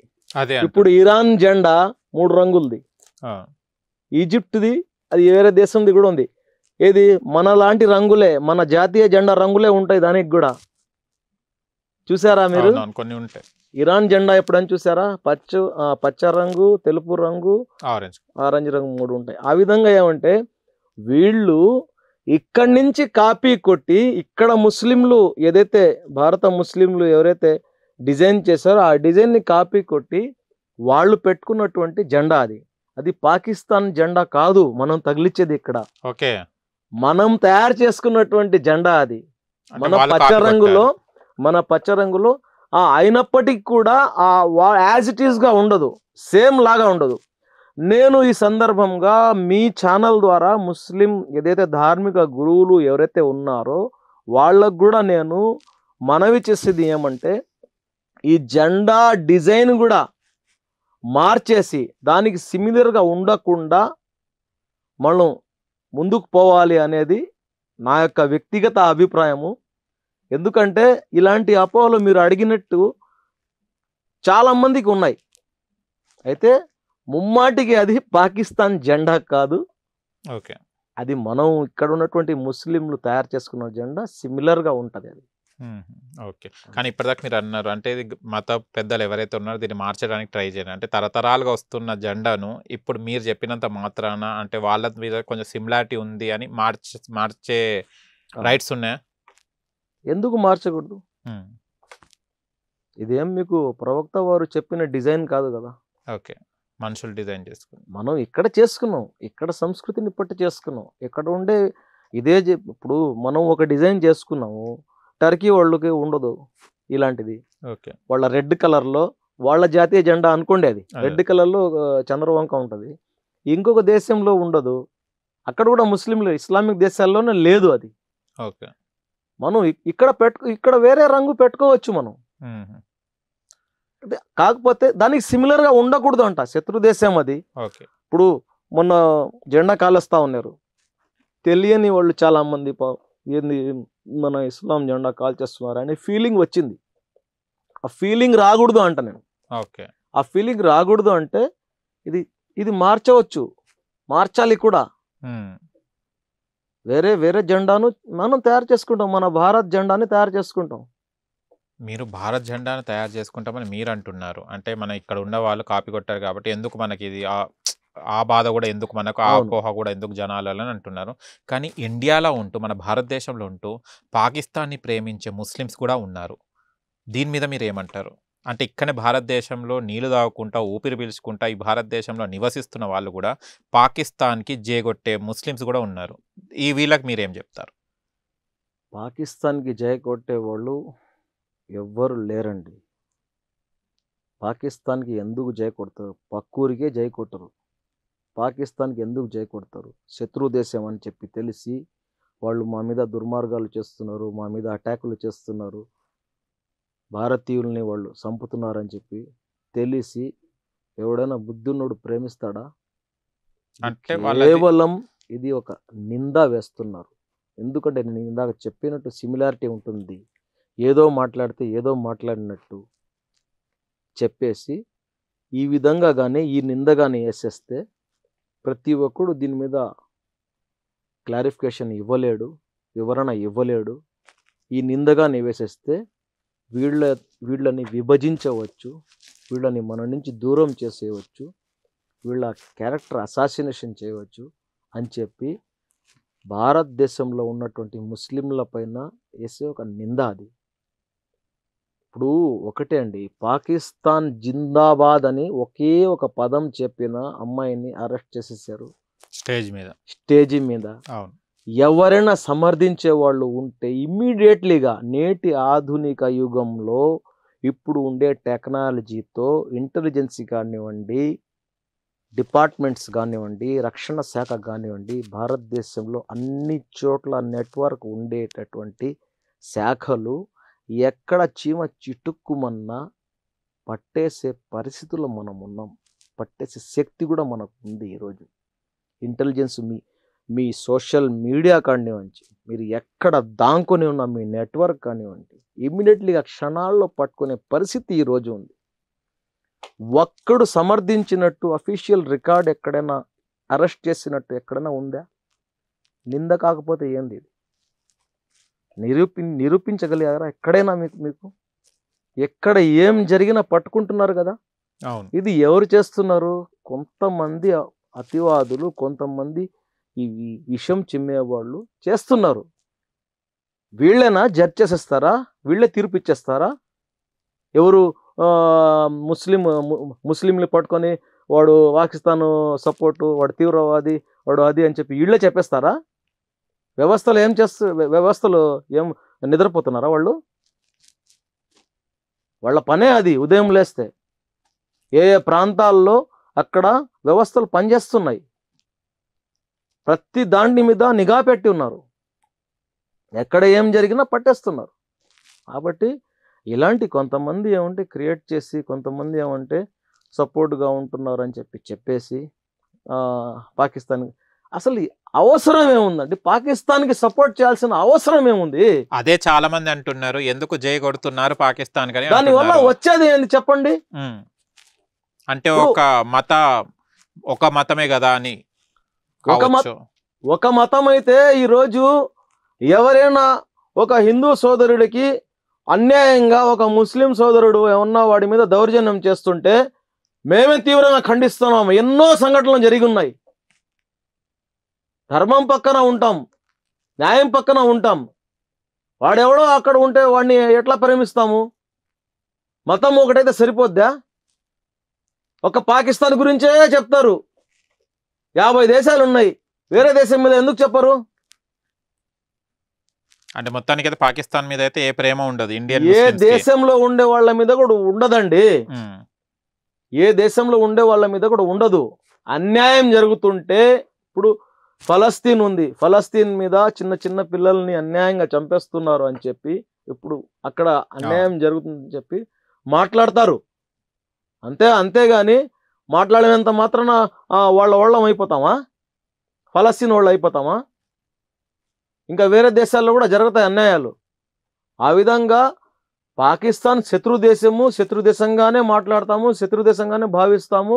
అదే విధంగా ఉంటుంది వైఖరి కూడా. ఇలాంటి అన్ని అందరికీ అంటకట్టేసి ప్రచారాలు చేసేసి పాకిస్తాన్ని అభిమానిస్తున్నారు. ఎందుకు అభిమానిస్తారు పాకిస్తాన్ని? ఎవడికి అవసరము? ఇక్కడ గాలి పీలుస్తూ, ఇక్కడ తింటూ, ఇక్కడ ఉంటూ ఎవడైనా ప్రేమిస్తాడా? చాలా మంది కొంతమంది అంటున్నారు పాకిస్తాన్ నుంచి వచ్చిన వాళ్ళు, అంటే ఇప్పుడు ఉన్న ముస్లిమ్స్ అందరూ పాకిస్తాన్కి వెళ్ళిపోమంటున్నారు. దీని మీద మీరు ఏమంటారు?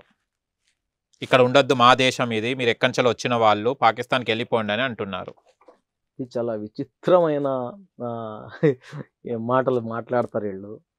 మా దేశము, మీరు వెళ్ళిపోండి అనేది.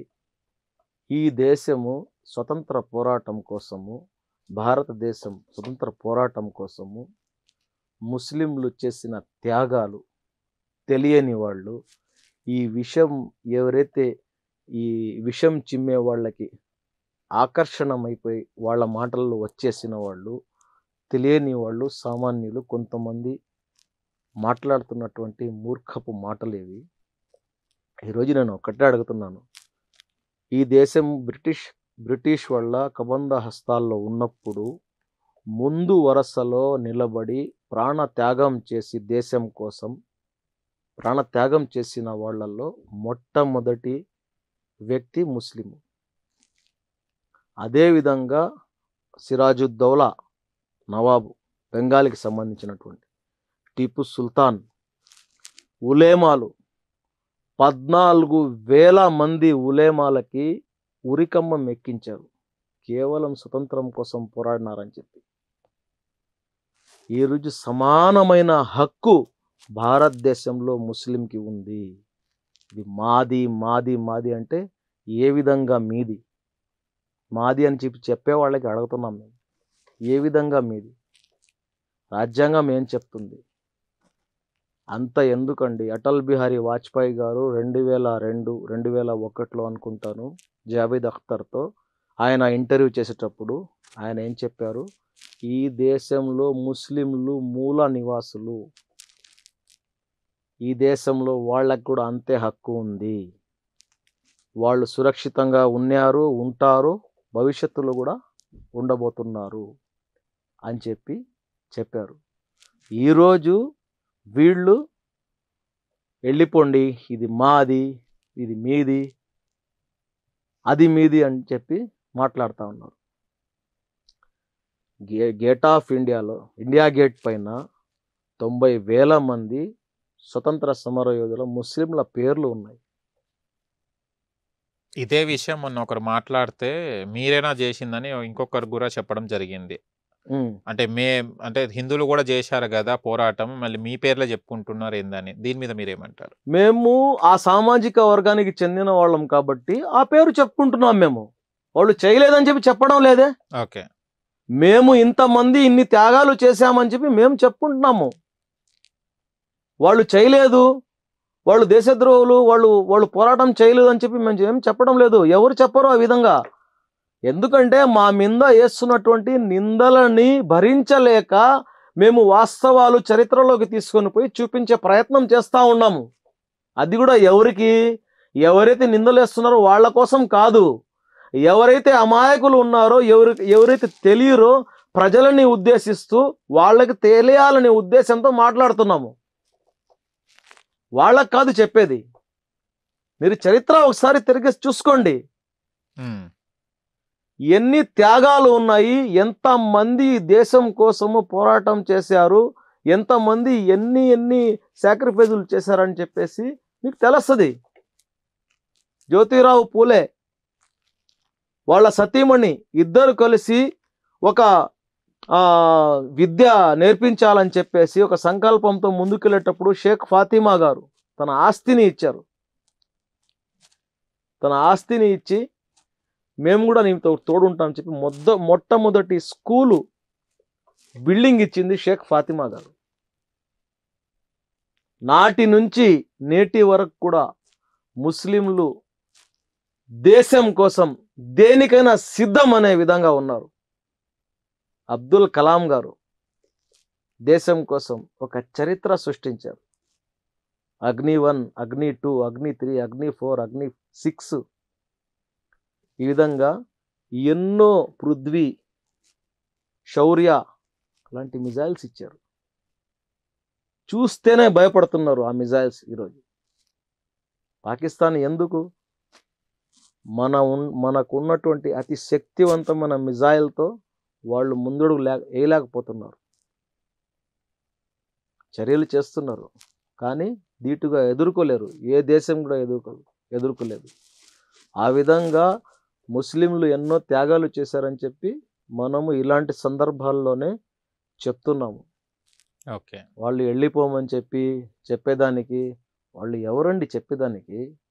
మాకు ఎంత హక్కు, వాళ్ళకి ఎంత హక్కు ఉందో చెప్పేవాళ్ళకి ముస్లింలకు కూడా అంతే హక్కు ఉంది ఈ దేశంలో. అంత ఎందుకండి? ఒక హిందువు వాళ్ళ ఇద్దరు హిందూ సోదరుల ఇళ్ళు పక్క పక్కనే ఉంటాయి. ఒక్క అడుగు గోడ కానీ వాళ్ళ ఇంట్లోకి వెళ్తే మా హిందువే కదా, మా సోదరుడే కదా అని చెప్పి వదిలేస్తాడా?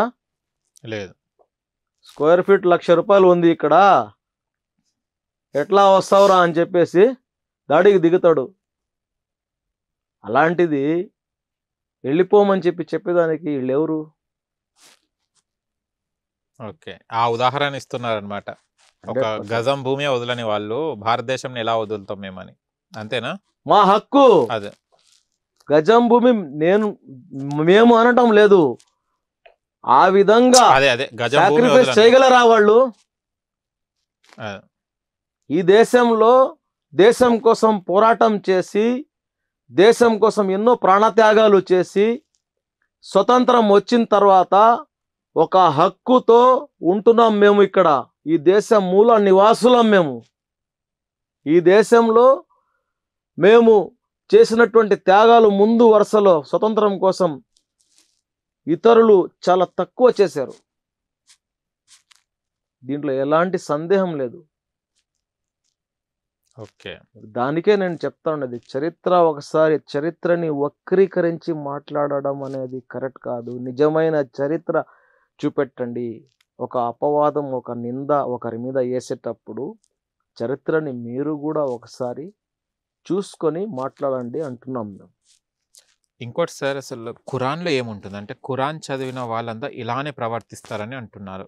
కొన్ని వాక్యాలు కూడా ఉన్నాయి ఖురాన్లో, దానివల్లనే వీళ్ళందరూ ఇలా టెర్రరిస్ట్ లాగా ఇలా మారుతున్నారని అంటారు. అసలు యాక్చువల్లీ ఖురాన్లో ఏముంటుంది? ఖురాన్ చదవడం వల్ల మనిషికి ఎలాంటి లాభాలు ఉంటాయి? అంటే ఖురాన్లో ఏముంటుంది అంటే, ఖురాన్ మేము లవ్ జిహాద్ అనే వాళ్ళు టెర్రరిస్టులు కానీ ఖురాన్ చేతులు పట్టుకొని వస్తుంటారు. ఎందుకు అసలు ఆ వాళ్ళకి ఆ ఖురాన్కి కనెక్షన్ ఏముంది? ఖురాన్ అనేది మానవుడికి జీవన విధానం నేర్పించే ఒక దైవ గ్రంథం. అది ఖురాన్లో ఈ తీవ్రవాదులకి, దొంగలకి, దోపిడీదారులకి సంబంధించినటువంటి వ్యాఖ్యలు ఏమి ఉండవు. ఖురాన్లో ఉండేది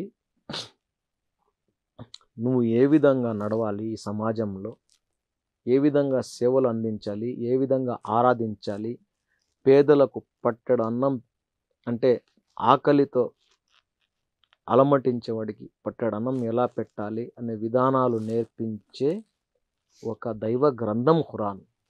ఖురాన్ని పట్టుకొని మీరు పాపాలు చేసేసి నేను ప్రాక్టీసింగ్ ముస్లిం అంటే అది ఖురాన్ని, ఇస్లాంని దుర్వినియోగం చేసేదానికి చేస్తున్నటువంటి ఒక కుట్ర. వాడు పేరుకి మాత్రమే అబ్దుల్ రెహమాను, అబ్దుల్ రహీము, ఇంకొకటి ఉంటుంది, కానీ వాడు వాస్తవానికి వాడు ముస్లిమే కాదు. ఎందుకంటే ఖురాన్లో ఇలాంటి వ్యాఖ్యలు ఇప్పుడు ఏదైతే చెప్తా ఉన్నారో, ఖురాన్తో చేస్తున్నటువంటి దుర్మార్గాలు చేస్తున్నారో, ఇలాంటి బోధన ఇచ్చేది కాదు. ఖురాన్ అనేది ఒక హ్యూమన్ బుక్ అన్నమాట. ఏదైతే ఒక కంపెనీకి వెళ్ళి మీరు కారు కొనుక్కుంటే ఆ కార్ని ఎలా నడపాలి అని చెప్పేసి ఒక బుక్ ఇస్తారు మీకు. అవును. అలాంటి బుక్ ఖురాన్. దాంట్లో ఉండే ఆయత్లు ఏదైతే దాంట్లో సృష్టికర్త పంపించినటువంటి ఏదైతే ఉపదేశాలు ఉన్నాయో, ఆర్డర్స్ ఉన్నాయో, దాన్ని బ్యాలెన్స్ చేస్తుంది హదీస్. హదీస్ అంటే ముహమ్మద్ ప్రవక్త సల్లల్లాహు అలైహి వసల్లం వారు జీవితంలో ఎలా వారు జీవించారు అనే ఆయన యొక్క హదీస్ అన్నమాట. ఆ ఖురాన్లో ఉండే వ్యాఖ్యలని హదీస్తో ట్రాలీ చేసుకుంటూ ఇప్పుడు ఒక ఉదాహరణకి మీకు అర్థమయ్యేదానికి చెప్తాను. ఖురాన్లో నన్ను ఆరాధించండి అని చెప్పి సృష్టికర్త అల్లా అంటున్నాడు. నన్ను ఆరాధించండి అంటే ఈ 5 పూటల నమాజ్ చేయమని చెప్పి ఉందే, ఎలా ఆరాధించాలి అనేది చూపించింది ముహమ్మద్ ప్రవక్త సల్లల్లాహు అలైహి వసల్లం వారు. ఆయన ఆచరించి చూపించారు. 5 పూటల 5 సమయాల్లో, సూర్యోదయం సమయంలో, మధ్యాహ్నము, సూర్య అస్తమించేటప్పుడు, ఈ టైంలో ఒక 5 నిమిషాలు 10 నిమిషాలు మీరు ఆరాధించి కేటాయించండి అని చెప్పి. ఎందుకంటే ఉదయం ఫజర్లో నమాజ్ చదివి బయలుదేరితే మళ్ళీ మధ్యాహ్నం నమాజ్ చదవాలని ఒక దైవభీతి ఉంటుంది. కాబట్టి ఈ నమాజ్ టు నమాజ్ మధ్యలో ఎలాంటి పాపాలు, ఘోరాలు, నేరాలు ఎవరు చేయడు. 5 పూట్ల నమాజ్ చదివేవాడు మద్యం సేవిస్తాడా? సేవించలేడు. మద్యాన్ని నిషేధించారు ఇస్లాంలో. 5 పూట్ల నమాజ్ చేసేవాడు ఇతర ఏమైనా కార్యక్రమాలు చేయగలడా? చేయలేడు. ఎందుకంటే జీవితాన్ని రీఫ్రెష్ చేస్తూ ఉంటుంది ఈ నమాజ్ అనేది. టైం టు టైము ఈ మధ్యలో ఏం చేసేదానికి కుదరదు. నమాజ్ ఉంది మళ్ళీ నమాజ్ ఉంది కాబట్టి పవిత్రంగా ఉండాలి. కొంతమంది వజూ కూడా పోకుండా చూసుకోవాలి అని చెప్పి జాగ్రత్తలు కూడా ఉంటారు కొంతమంది. ఆ విధంగా ఈ ఖురాన్ నేర్పిస్తుంది, ఇవి నేర్పిస్తుంది. ఇంకొకటి ఏమంటే, గతించిన చరిత్ర ఒకసారి చూసుకోండి. విర్రవేగిన వాళ్ళు ఎవరైతే ఆ అహంకారంతో దేవుణ్ణి ఎవరైతే ప్రార్థించలేదో వాళ్ళందరూ మేమే అని చెప్పి అనుకున్నారో, వాళ్ళ గతి ఏమైందో ఒకసారి చూడండి అని చెప్పేసి ఇలాంటివి కూడా ఖురాన్లో ఉంటాయి. ఎవరి కోసము? ఎవరైతే ఈ పాపాలు చేస్తూ ఉంటారో, కొంతమంది విశ్వాసులుగానే ఉంటారు. వాళ్ళు ఏమంటే మళ్ళీ ఇటు పక్క వచ్చేసి దుర్మార్గాలు మొత్తం చేస్తూ ఉంటారు. కొంతమంది వచ్చేసి అసలు దుర్వినియోగం చేస్తుంటారు, లేని దాన్ని ఇది ఉన్నట్టుగా చేస్తుంటారు. ఆ విధంగా వీళ్ళు దుర్వినియోగం చేస్తున్నారు. వీళ్ళు ఖురాన్ పట్టుకొని దీంట్లో ఉంది మేము చేస్తున్నామని చెప్పి చెప్పడం లేదు, వీళ్ళు చేసేస్తున్నారు అంతే. వీళ్ళు ఎక్కడైనా వచ్చి ఇది ఉంది, దీంట్లో ఉంది కాబట్టే మేము చేస్తున్నామని చెప్పినట్టు ఉందా ఎక్కడైనా? ఓకే, లేదు కదా. లేదు. ఎవరైనా మీడియా సపోజ్ వీడియో పెట్టి కానివ్వండి, స్టేట్మెంట్లు కానివ్వండి ఇచ్చారా? ఖురాన్లో ఈ వాక్యంలో ఇది ఉంది, ఇది మేము చేస్తున్నామని చెప్పి. దొంగలు అన్ని మతాల్లో ఉంటారు, అతివాదులు అన్ని మతాల్లో ఉంటారు, తీవ్రవాదులు అన్ని మతాల్లో ఉంటారు. మాలేగాంలో మనుషుల్ని చంపింది ఎవరు? ముస్లింలా? చార్మినార్ బాంబ్ బ్లాస్టింగ్ చేసింది ఎవరు? ముస్లింలా? అజ్మీర్లో బాంబ్ బ్లాస్టింగ్ పెట్టింది ఎవరు? ముస్లింలా? మనుషుల్ని చంపాలనే కదా వాళ్ళు చంపినా మనుషులనే చంపుతున్నారు, వీళ్ళు చంపినా మనుషులనే చంపుతున్నారు. నా దృష్టిలో వీళ్ళిద్దరూ ఒకటే. వాడు ఖురాన్ చదివినా ఒకటే, వీళ్ళు భగవద్గీత చదివినా ఒకటే. వీళ్ళది ఒక సపరేట్ కేటగిరీ. వీళ్ళు మనుషుల రూపంలో ఉన్నటువంటి మృగాలు. వీళ్ళకి ఏ జంతువుతో పోల్చకూడదు. ఆ జంతువుకి అవమానం. ఎందుకంటే ఈ సృష్టిలో ప్రతి జంతువుకి ఒక ఉద్దేశంతో బడింది జంతువు. ఆ విధంగా రాబంధువులతో కూడా వీళ్ళని పోల్చకూడదు. రాబంధువులు కూడా అడవిని క్లీన్ చేసేదానికి సృష్టి తయారు చేసింది. ఎందుకంటే అక్కడ కార్పొరేషన్ ఏం పోదు కాబట్టి అక్కడ ఏమన్నా చనిపోతే ఆ జంతువుల్ని కబీరాలు మొత్తం తినేసేదానికి తయారు చేసింది. సృష్టి అన్బ్యాలెన్స్ అయిపోద్ది.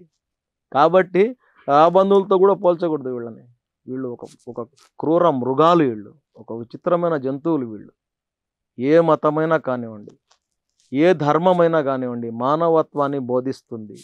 ఈ మానవత్వం లేకుండా జీవించేవాడు వాడు హిందువు కాదు, ముస్లిం కాదు, క్రిస్టియన్ కాదు, ఇంకో మతం ఏది కాదు. ఇంకోటి బాబాయ్, ఇంకొక డౌట్ వస్తుంది. ఏదైనా కూడా మదర్సాలో ఇలాంటి టెర్రరిస్ట్లే తయారు చేస్తున్నారు మదర్సా అని చెప్తుంటారు. అసలు యాక్చువల్లీ మదర్సాలో ఏం నేర్పిస్తారు బాబాయ్? అసలు మదర్సా అనగానే టెర్రరిస్టులు అనేది ముద్ర పడ్డది. మదర్సా నుంచే టెర్రరిస్టులు వస్తున్నారని చెప్పారు. చాలా కూడా మీరు కూడా విన్నారు. అసలు ఏంటిది మదర్సాలో ఏం నేర్పిస్తారు? మదర్సాలో నేర్పించేది ఉర్దూ, అరబ్బీ స్కూళ్ళల్లో ఉండదు కాబట్టి మదర్సాలో నేర్పిస్తారు.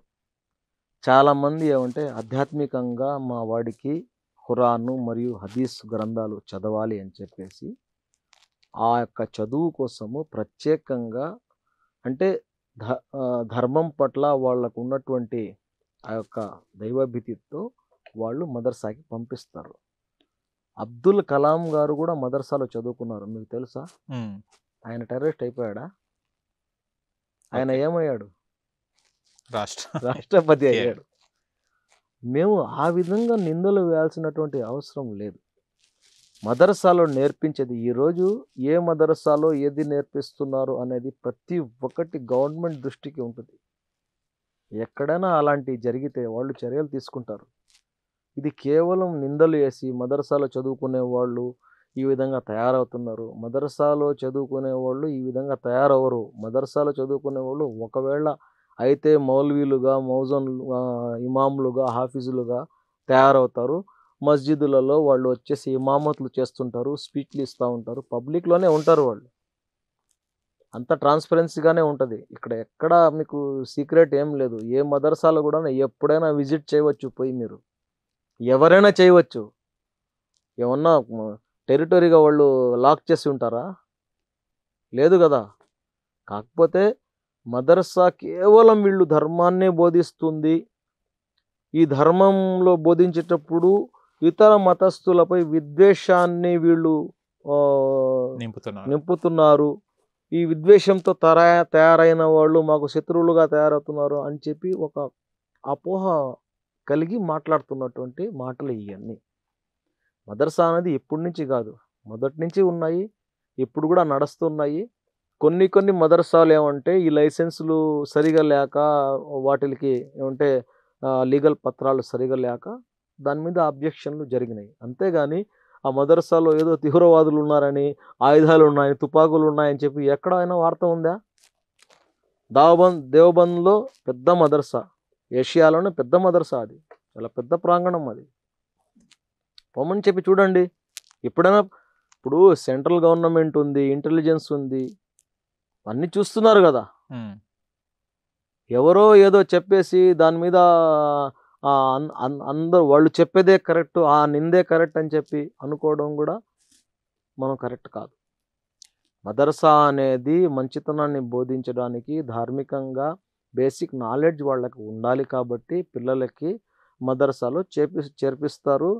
ఈ మదర్సాలో చేరిన వాళ్ళు జనరల్గా ఉద్యోగాలు చేస్తూ ఉంటారు, బయట కూడా ఉంటారు. దాన్ని బేస్ చేసుకొని వాళ్ళు ఏం ఇది చేసుకోరు. ఇప్పుడు ఒక ఉద్యోగం కావాలంటే ఏ డిగ్రీ చూపించాలా? ఒక కంపెనీకి సాఫ్ట్వేర్లో మదర్సా డిగ్రీ చల్లద్దా? అక్కడ చల్లదు. అయితే ఎంత మాత్రం చదువుకుంటాడు? అది చదువుకొని ఇది చదువుకొని ఏది ఉంటుంది వాడి బుర్రలో? అది బేసిక్ కోసం. అది ఎందుకంటే నాలెడ్జ్ కోసం. ఇప్పుడు మస్జిద్కి పోయాము, నమాజ్ ఎలాగ చదవాలా, రోజా ఉంటున్నాము ఎలాగ పాటించాలా, అదేవిధంగా జకాత్ ఎంత తీయాలా, ఇలాంటి బేసిక్ నాలెడ్జ్ అక్కడ బోధిస్తారు. లేదంటే ఈరోజు పరిస్థితి ఏంది?